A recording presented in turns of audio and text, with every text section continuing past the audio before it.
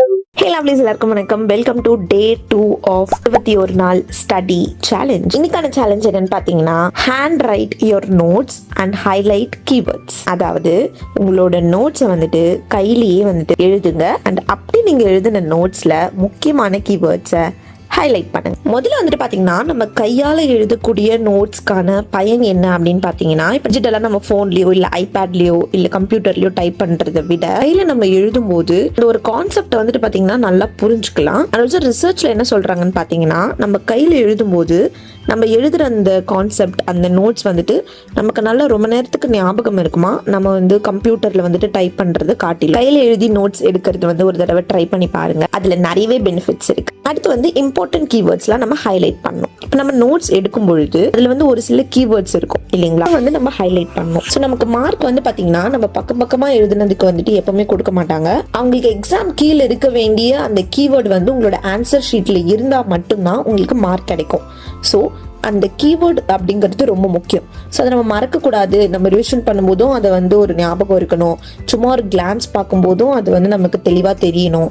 படிக்கும் போதும் அது நல்லா பாப் அவுட்டாக தெரியணும். அப்படிங்கிறதுக்காக தான் அந்த இம்பார்ட்டன்ட் கீவேர்ட்ஸை நம்ம ஹைலைட் பண்ணுறோம். ஸோ தட் அதை நீங்கள் மறக்க மாட்டீங்க.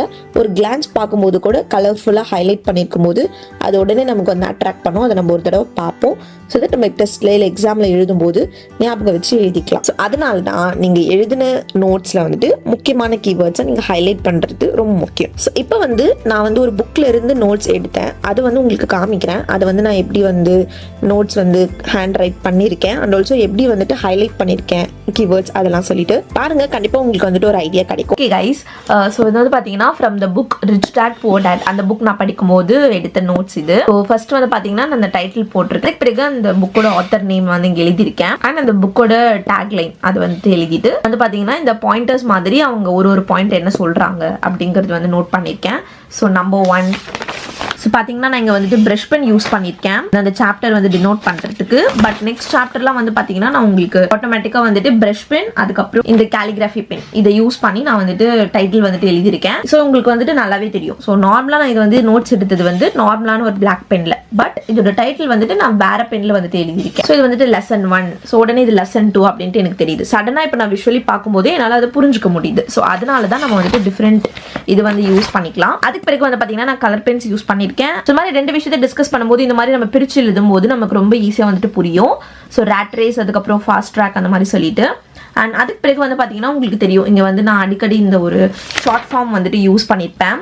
இங்கே பாருங்க. ஸோ இது வந்து பார்த்தீங்கன்னா ஆத்தரோட ஃபுல் நேமோட ஷார்ட் ஃபார்ம் அது RTK அப்படின்னு சொல்லிட்டு, அப்படின்னா ராபர்ட் T. கியோசாக்கி. ஸோ அதுதான் வந்துட்டு நான் ஷார்ட் ஃபார்மாக எழுதியிருக்கேன் அவரை வந்துட்டு டினோட் பண்ணும்போது. அண்ட் அதுக்கு பிறகு வந்து பார்த்தீங்கன்னா நிறைய நான் ஷார்ட் ஃபார்மாக எழுதியிருப்பேன். இதெல்லாம் வந்து பார்த்தீங்கன்னா PRBLM வந்துட்டு ப்ராப்ளம். ஸோ அந்த மாதிரி தான். ஸோ நான் சொல்லின மாதிரி சிம்பிள்ஸ் வந்துட்டு நான் யூஸ் பண்ணியிருக்கேன் பாருங்க. அங்கங்கே வந்துட்டு ஆரோ மார்க். பீப்புள் வந்துட்டு டிபிக்கல் வேலை வந்துட்டு இந்த மாதிரி பெர்ஃபார்ம் பண்ணுவாங்க அந்த மாதிரி சொல்லிட்டு ஸோ புரிஞ்சுக்கிறதுக்கு ஈஸியாக இருக்கும். இன்ஸ்டன்ட் நம்ம ஒரு சென்டென்ஸ் ஃபுல்லாக வந்துட்டு people will perform in the typical way அப்படின்ட்டு எழுதுறதுக்கு இது வந்துட்டு குவிக்காக வந்துட்டு அண்டர்ஸ்டாண்ட் பண்ணிக்கலாம். ஸோ அடுத்து வந்து பார்த்தீங்கன்னா இந்த மாதிரி குட்டி குட்டி ஆரோ மார்க்ஸ் அதெல்லாம் நான் யூஸ் பண்ணியிருக்கேன். அதுக்கு பிறகு அங்கே இந்த மாதிரி சர்க்கிள்லாம் போட்டிருக்கேன். அது வந்துட்டு நம்ம டினோட் பண்ணுறதுக்கு அண்ட் அகைன் இந்த மாதிரி ஒரு டிஃபரன்ஷியேஷன். அண்ட் இங்கே வந்து பாருங்க நான் வந்துட்டு ஹைலைட்டர் யூஸ் பண்ணி முக்கியமான திங்ஸ் வந்துட்டு ஹைலைட் பண்ணியிருக்கேன். ஸோ இந்த சென்டென்ஸ் வந்துட்டு பார்த்தீங்கன்னா use brain not your emotions to make money decisions. So இதில் வந்துட்டு இம்பார்ட்டன்டான கீவேர்ட்ஸ் என்னன்னா brain, emotions, money decisions. So பிரெயினை யூஸ் பண்ணுங்க, எமோஷனை யூஸ் பண்ணாதீங்க மணி டிசிஷனை மேக் பண்ணுறதுக்கு. அதனால இந்த முக்கியமான கீவேர்ட்ஸ் வந்துட்டு நான் வந்து பார்த்தீங்கன்னா ஹைலைட் பண்ணியிருக்கேன். இல்லைனா நீங்கள் கலர் பென்சில் கூட இந்த மாதிரி எழுதலாம் முக்கியமான கீவேர்ட்ஸ்லாம். ஸோ இங்கே பார்த்தீங்கன்னா நான் வந்துட்டு இந்த மாதிரி குட்டி குட்டி பாயிண்டர்ஸ் மாதிரி எழுதியிருக்கேன் ஈஸியாக புரியறதுக்கு. அண்ட் இங்கே வந்து பார்த்தீங்கன்னா நான் வந்துட்டு சிம்பிள்ஸ் யூஸ் பண்ணியிருக்கேன். அகெயின் இது வந்து பார்த்தீங்கன்னா அப் ஆரோ வந்துட்டு இன்க்ரீஸ், அதுக்கப்புறம் டவுன் ஆரோ வந்து பார்த்தீங்கன்னா டிக்ரீஸ் அந்த மாதிரி சொல்லிட்டு அண்ட் ஆல்சோ இது வந்துட்டு ஒரு எக்ஸாம்பிள் வந்துட்டு புரிய வச்சிருப்பாங்க அந்த புக்கில். ஸோ அது வந்து நான் தனியாக வந்து பார்த்தீங்கன்னா கொஞ்சம் கலர் கொடுத்து செப்பரேட் பண்ணி எழுதியிருக்கேன். இது வந்துட்டு ஒரு எக்ஸாம்பிள் அந்த கான்செப்ட் வந்துட்டு புரிஞ்சுக்கிறதுக்கு. ஸோ இங்கே எக்ஸாம்பிள் எழுதுறதுக்கு பதிலாக நான் இங்கே எழுதியிருக்கேன். இங்கே வந்துட்டு மெயின் கான்செப்ட் வச்சுட்டு ஓரத்தில் வந்து எக்ஸாம்பிள் வந்துட்டு நான் எழுதியிருக்கேன். அண்ட் இங்கே பார்த்தீங்கன்னா நான் வந்துட்டு ஸ்டார் மார்க் போட்டு இம்பார்ட்டன்ட் வந்துட்டு நோட் பண்ணியிருக்கேன். இது வந்துட்டு இம்பார்ட்டன்ட் அப்படின்னு சொல்லிட்டு இந்த மாதிரி முக்கியமான பாயிண்ட்ஸ்க்கு வந்துட்டு நான் கலர் பென்ஸ் யூஸ் பண்ணியிருக்கேன். நான் சொல்லியிருந்த மாதிரி முக்கியமான இதெல்லாம் வந்து பார்த்தீங்கன்னா இந்த மாதிரி ப்ரஷ் பென்ல வந்துட்டு ஹைலைட் பண்ணியிருக்கேன். சும்மா அவுட்லைன் பார்டர்ஸ் மாதிரி கொடுத்துருக்கேன். அண்ட் அதே மாதிரி எங்கேயும் பண்ணியிருக்கேன். அண்ட் கலர் பென்சில் எழுதியிருக்கேன் முக்கியமான அந்த அவுட்லைன் பாயிண்டர்ஸை. ஸோ இந்த மாதிரி தான் வந்து பார்த்தீங்கன்னா நான் வந்துட்டு நோட்ஸ் எடுத்து ஹைலைட் பண்ணியிருக்கேன். புக்ஸ்ல இருந்து இது பண்ணுறது.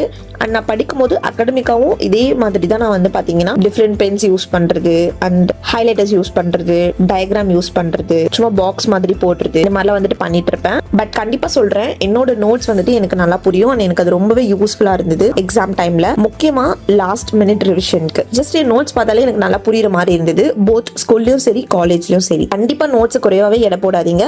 உங்கள் நோட்ஸ் வந்துட்டு கையிலே எழுதுங்க அண்ட் முக்கியமான கீவேர்ட்ஸை ஹைலைட் பண்ணுங்க. So time to take action. So நீங்கள் என்ன பண்ண போறீங்கன்னா, ஆல்ரெடி நீங்கள் நோட்ஸ் எடுத்திருக்கீங்க அப்படின்னா அதில் கீவேர்ட்ஸ்லாம் ஹைலைட் பண்ணல அப்படின்னா இப்போயே ஒரு டக்குன்னு ஒரு ஹைலைட் எடுத்து ஹைலைட் பண்ணுங்க. ஹைலைட்டர் இல்லைனாலும் பரவாயில்ல, பென்னில் கூட நீங்கள் வந்துட்டு பார்த்தீங்கன்னா அண்டர்லைன் பண்ணிக்கலாம். அப்படி இல்லை நீங்கள் அகெயின் வந்து நோட்ஸ் எடுக்கிறீங்க அப்படின்னாலும் ஓகே. ஸோ உங்களுக்கு வந்துட்டு மோட்டிவேட்டடாக இருக்கிறதுக்கு இப்போ வந்து நானுமே வந்து பார்த்தீங்கன்னா நோட்ஸ் எடுக்கிற ஒரு கிளிப்பிங் வந்து அட்டாச் பண்ணுறேன். ஸோ என் கூட சேர்ந்து நீங்களும் கையில் வந்துட்டு நோட்ஸ் எடுங்க அண்ட் அப்பப்போ நீங்கள் கம் அக்ராஸ் பண்ணுற கீவேர்ட்ஸை ஹைலைட் பண்ணுங்க.